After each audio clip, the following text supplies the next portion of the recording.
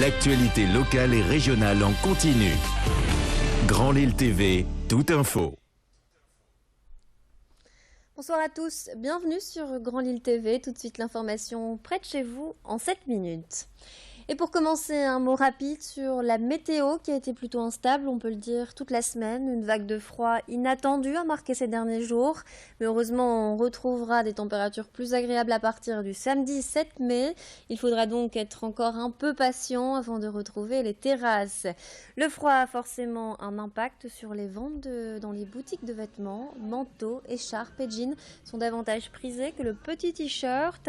Or, les magasins ont rangé les pulls et naturellement sorti leur collection printemps-été, des produits qui ne séduisent pas encore totalement les clients. Clotilde Leguevac s'est rendue dans la boutique Au Bonheur de Sophie à Lille et a rencontré l'une des vendeuses qui dresse un bilan mitigé. Le temps impacte dans la journée. Quand on voit qu'il y a de la pluie, c'est vrai qu'il y a forcément beaucoup moins de monde. Dès qu'il y a un rayon de soleil, il y a beaucoup plus de personnes qui rentrent dans le magasin. Maintenant, c'est vrai que c'est pas forcément ce qui joue le plus. Les gens qui connaissent un petit peu le magasin viennent quand même assez régulièrement. Et ça, peu importe le temps, et achètent quand même des petits vêtements d'été. On craint pas forcément une baisse du chiffre d'affaires parce qu'on vend énormément de chemises, de petits t-shirts à manches longues, des t-shirts manches 3/4.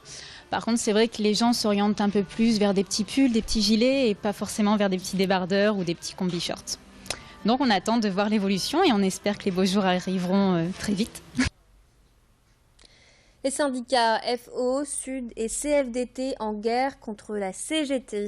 Pendant des décennies, la CGT était le syndicat majoritaire chez Transpol jusqu'à mars 2015, mois durant lequel ils perdent la gestion du comité. Mais la reprise ne se fait pas sans surprise. Selon la nouvelle majorité, il manquerait 300 000 € dans les caisses. La CGT est donc pointée du doigt par les nouveaux arrivants qui estiment que les dépenses sont injustifiées. Ce matin, les membres du syndicat Sud, les nouveaux arrivants, étaient sur notre plateau. Je vous propose d'écouter leur explication. On avait déjà trouvé quelques éléments, hormis l'expertise, on avait trouvé quelques éléments qui nous posaient problème. Mais pas à ce niveau-là en tout cas.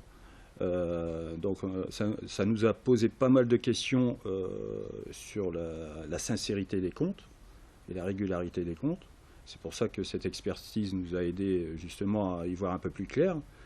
Mais là, quand on nous a présenté le rapport, en fait, ça allait plus loin que ça, quoi. Donc, notamment sur des sommes concernant des chèques cadeaux non justifiés, sur des chèques vacances, pareil, où on n'arrive pas à reconstituer les stocks, à reconstituer la différence entre ce qui a été acheté et ce qui a été émargé.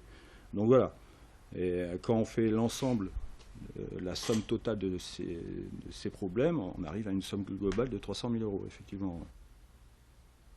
Emmanuelle Cos, la ministre du Logement, était dans la métropole aujourd'hui pour rencontrer les acteurs locaux au sujet de la transition écologique dans le secteur de l'habitat. Cette visite rentre dans le cadre de la 4e conférence environnementale qui s'est déroulée cette semaine à Paris. Ce matin, la ministre a visité la maison de l'habitat durable située à Oisem, une structure qui propose des solutions aux personnes qui désirent rénover leur logement avec des matériaux innovants. Emmanuelle Cos a également rencontré un groupe de lycéens franco-allemands du lycée Pasteur de Lille. Les jeunes ont présenté leurs travaux sur l'écologie urbaine. Une matinée marathon, on peut le dire, pour la ministre, qui a également rendu visite à l'entreprise Bois Construction située à l'Isle-et-Lannoy. Idil Gunaï a rencontré Emmanuelle Cos ce matin. La ministre a profité de sa venue pour parler des règles à respecter concernant les prix des loyers. Nous créons un observatoire des loyers qui nous permet de dire quel est un loyer bas et un loyer haut, donc une fourchette dans chaque quartier. Et à partir de là, en fonction des caractéristiques de votre logement, vous devez louer votre logement à ce prix-là. Et donc le propriétaire aura l'obligation de louer le logement au prix de l'encadrement des loyers. Il n'a pas le droit de pratiquer un loyer supplémentaire, sauf s'il avait des caractéristiques, on va dire, hors du droit commun pour son logement. Une terrasse mirifique, un jardin fantastique qui expliquerait ce complément de loyer. Et on termine avec une exposition à ne pas manquer. L'École supérieure des arts appliqués et du textile de Roubaix a offert une belle surprise au musée de la piscine. Les étudiants ont réalisé une exposition éphémère qui devait au départ durer jusqu'au 30 avril, mais victime de son succès, elle a été prolongée jusqu'au 15 mai. La partie la plus surprenante de l'exposition se passe autour du bassin, une scène de vie réalisée avec des mannequins fabriqués avec du scotch. Et si on lève la tête, on peut même en découvrir en apesanteur. Un résultat impressionnant. Au total, 40 œuvres variées sont exposées dans le prestigieux musée roubaisien. L'objectif étant de mettre en valeur le travail des étudiants en offrant un autre regard sur les tableaux et statues de la collection permanente. Clotilde Leguevac a rencontré ces jeunes artistes. Je vous propose d'écouter leurs propos. Ça a été beaucoup médiatisé, donc c'est déjà un projet qui peut nous servir, ne serait-ce que pour un book ou pour la suite. C'est enrichissant, oui, tout à fait. C'est une exposition où aussi on peut en ressortir un peu grandi. On fait beaucoup de projets au sein de l'école, mais souvent assez en forme de maquette, etc. Donc de faire un projet qui est de taille réelle et dans un lieu pareil, ça apporte beaucoup. C'est sympa parce qu'il y a la collaboration de tous les élèves, donc du coup comme il y a tous les élèves qui travaillent, on peut se dire qu'on pourra travailler avec d'autres gens puisque on sait comment travailler entre nous déjà, donc on peut réussir à collaborer avec des gens sans problème, je pense.